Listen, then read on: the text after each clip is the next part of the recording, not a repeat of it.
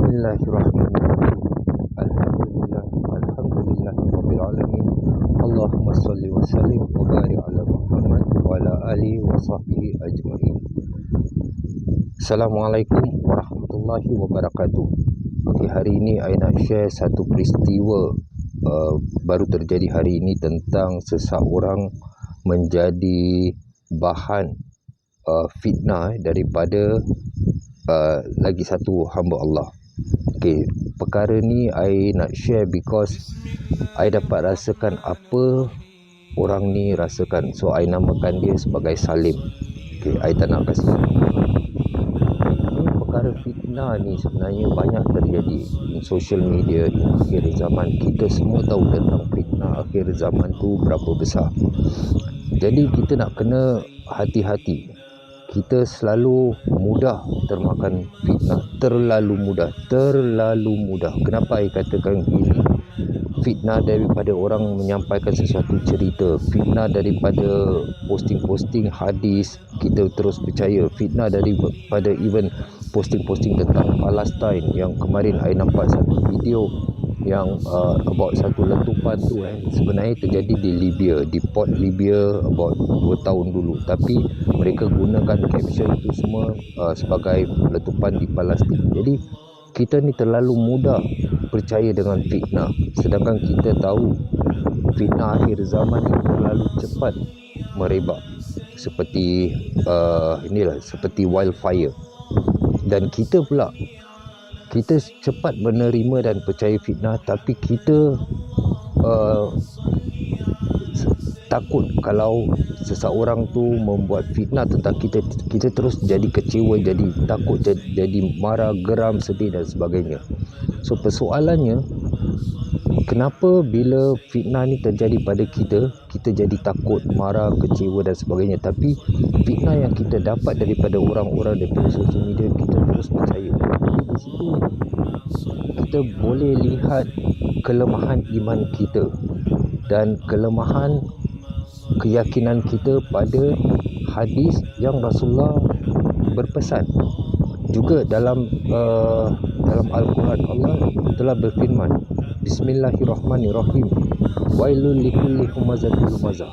Maksud dia, celakalah orang-orang yang mengumpat, yang mencela orang lain. Celakalah.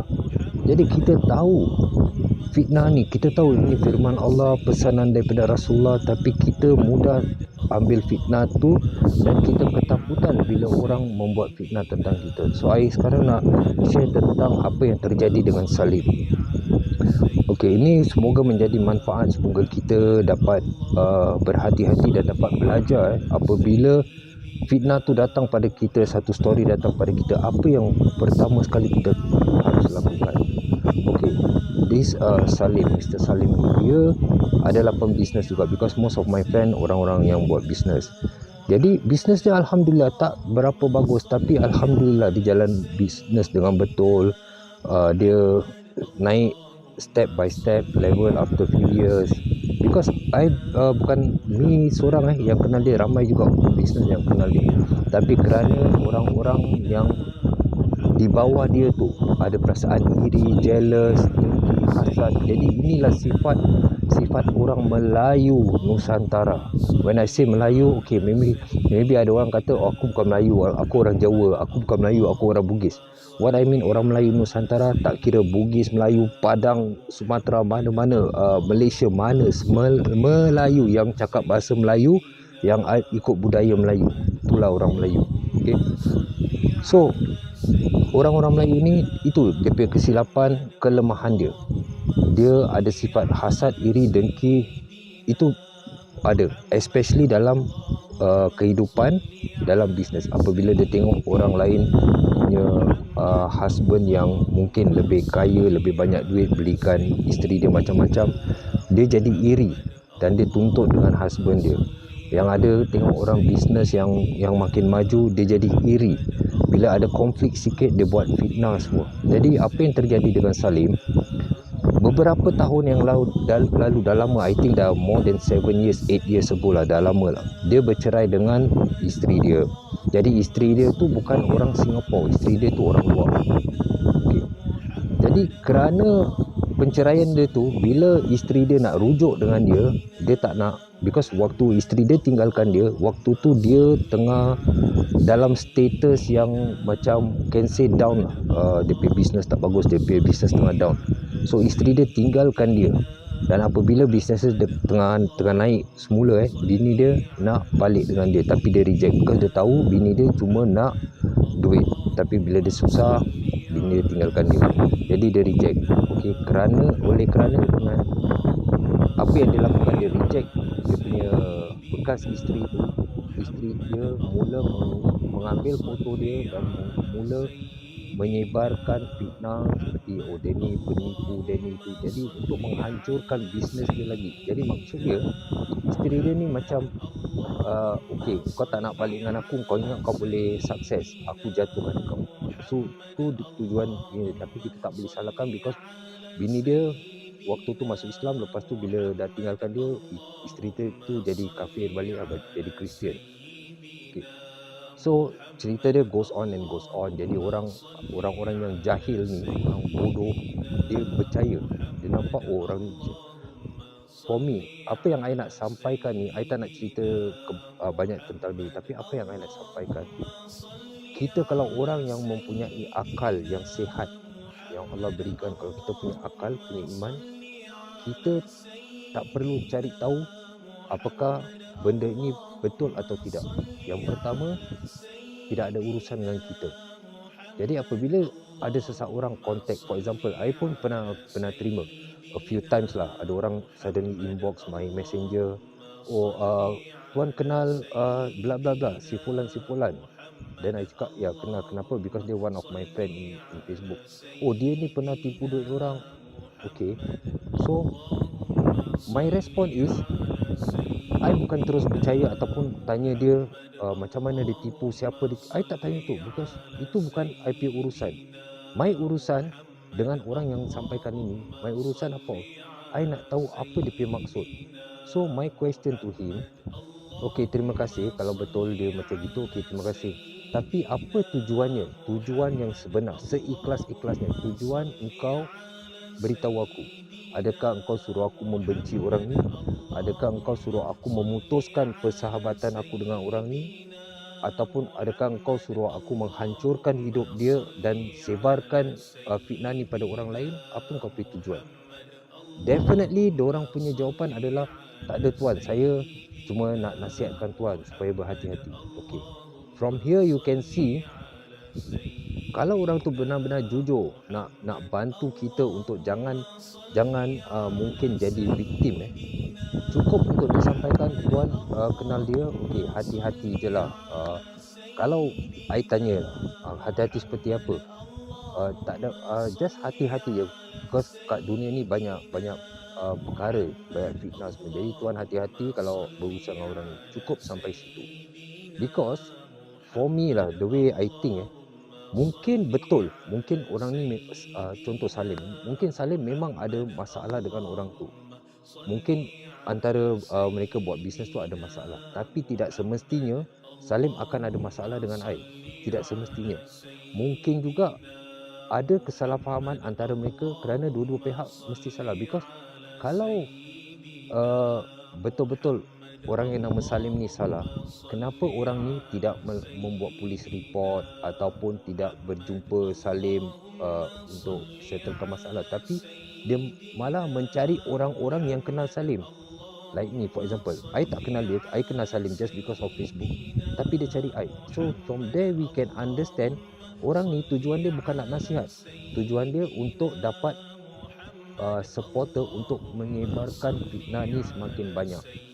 Jadi dia, bila orang tu dah kalah, dia tak ada concrete reason ataupun evidence kerana dendam, dia harus gather orang untuk support dia. Tu kebanyakan orang yang salah, play victim, dia biasa lakukan itu.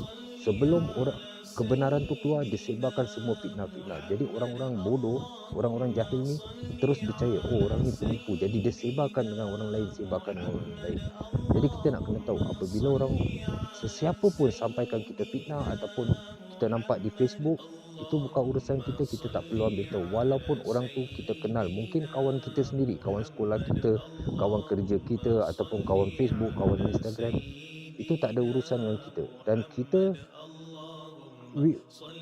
maksudnya, apa, kita harus tahu kita punya tujuan hidup tu. Kalau kita betul-betul nak clarification lah, mungkin kita sebagai manusia, kita nak tahu betul ke tidak, okey, kita boleh directly cakap dengan Salim. Salim, maaf, aku dapat berita from si Fulan. Okey, aku tak percaya cakap dia, tapi I believe daripada side kau pun mesti ada penjelasan. So it's up to us. Kalau kita nak jadi kepo, kita boleh tanya. Kalau kita tak nak kepo, then leave it. Tapi bila kita leave it, jangan kita percaya. Kita bukan leave it, tinggalkan itu, tapi kita masih percaya, okay, orang ni penipu, we cannot do that. Jadi kita tanya, betul, aku tak nak tanya betul atau tidak. Aku cuma nak tahu tentang masalah ni lah. Kalau kau nak share, kalau kau tak nak share, then it's okay.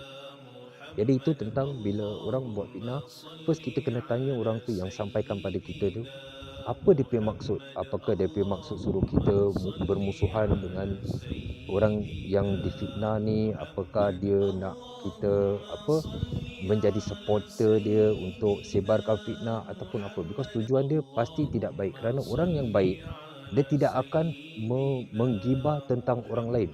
Kalau dia punya masalah, dia akan selesaikan masalah tu dengan sendiri. Dia tak melibatkan orang lain. Jadi kita boleh tengok orang ni, sifat dia punya sifat dan niat yang tidak bagus, dan dia juga orang yang tidak bagus. Dia tidak menunjukkan dia tu adalah orang baik yang menyelamatkan kita, tapi dia menunjukkan dia tu seorang yang menyebarkan ghibah. Kita tak cakap pasal fitnah, we just talk about kalau perkara tu betul pun terjadi, dia seorang yang tidak baik kerana dia menyebarkan ghibah dan membuka aib orang yang kita tak tahu. Jadi that is the first thing. Secondly, tentang kita pula, kalaulah sesuatu terjadi dengan kita, contoh kita yang ditipu oleh okey, I kasih nama siapa, Dol. Okey, si Dol ni tipu I lah, contoh I tak dapat cari dia hilang ke apa. I tidak boleh upload di my Facebook, okey, ni orang dia, nama dia Dol, dia tinggal sini, dia tipu dia aku. We don't have to do that. Kenapa kita harus membuka aib orang? Kalau kita betul-betul nak cari, kita cari. Kalau kita ada hukum, ada government laws, kita boleh make police report. Okay, definitely polis minta proof, bukti. Kalau kita tak ada proof, bermakna kita yang bodoh, percaya orang tanpa apa ikatan, tanpa apa agreement or anything like that. That means kita yang bodoh. Tapi kalau kita ada proof, ada evidence, then polis akan tolong. Dan secondly, the first place untuk kita minta pertolongan adalah Allah, bukan dengan makhluk, bukan kita sebarkan, buka aib. In the end, orang yang tipu kita, contoh si Dol ni betul-betul tipu I lah. In the end, dia punya dosa tu cuma dosa tipu I, tapi I punya dosa lebih banyak daripada dia. In the end, di akhirat, I punya pahala ni kena kasih dia, ataupun dia punya dosa kena kasih I. For what? Just because dia tipu I, dia satu dosa, tapi I pula sebarkan fitnah. Walaupun bukan fitnah, we talk about benda ni betul terjadi, I sebarkan, buka aib dia, bilang orang tu, bilang orang ni. Jadi I punya dosa tu lebih banyak daripada Dol. So we have to understand this. Jadi we have to be very careful tentang fitnah akhir zaman. Whenever sesiapa sampaikan kita sesuatu cerita, kita nak kena tahu apa tujuan dia, maksud dia tu apa. So from there, kita orang-orang yang dah mature, kita mesti faham, kita boleh baca apa tujuan orang ni. Because kalau tujuan orang tu baik, dia tak akan mencerita keburukan orang lain. Secondly, kalau kita ternampak kat Facebook ke apa, kita tak payah ambil tahu, kita tak payah klik like pun, kita pura-pura tak nampak. The reason why, contoh si siapa ni tadi, Salim post kat Facebook, dia cakap okey, dia lagi cari Dol gini-gini bla bla bla. I tak nak klik like, I biarkan. Because kalau I klik like, firstly, dia akan aktif untuk orang lain juga nampak post tu. Secondly, si Salim ni akan tahu that ada orang start to support him, ada orang dah tengok dia punya post. Tapi kalau kita ignore, kita tak klik like, kita tak komen, tak apa-apa, dia akan rasa aku like tak ada orang nak ambil tahu tentang apa yang terjadi dengan aku, then dia akan stop sendiri. Jadi kita tak payah nak merebakkan, membesar-besarkan cerita yang kita tak tahu perkara sebenar. Walaupun kita punya niat tu kesian, astagfirullahalazim, semoga Allah balas, tak perlu, itu semua tak perlu. Kalau kita betul-betul nak doa, kita angkat tangan, kita doa. Tak perlu nak komen tunjuk yang kita ni alim, tak perlu. Okay, so apa yang I nak sampaikan, I tengok Salim ni really kesian dengan situation dia. Dia cuba membuat bisnes yang dengan cara betul, dengan cara halal, tapi fitnah demi fitnah yang datang. Tapi I sempat kata dengan dia, apabila fitnah datang, kau nak kena tahu that your level yang sekarang ni is naik. Your level yang compare dulu sampai sekarang, kau punya level ni dah naik. That's why makin banyak orang iri hati dengan kau. Dia jealous, dia tak boleh jadi macam kau, jadi dia sebarkan fitnah untuk orang menjatuhkan kau. So just take it easy, everything is innalillahi wa inna ilaihi rajiun. So semoga Allah lindungi kita daripada segala macam fitnah dan melindungi jari dan tangan serta lidah kita daripada menyebarkan fitnah, insyaAllah.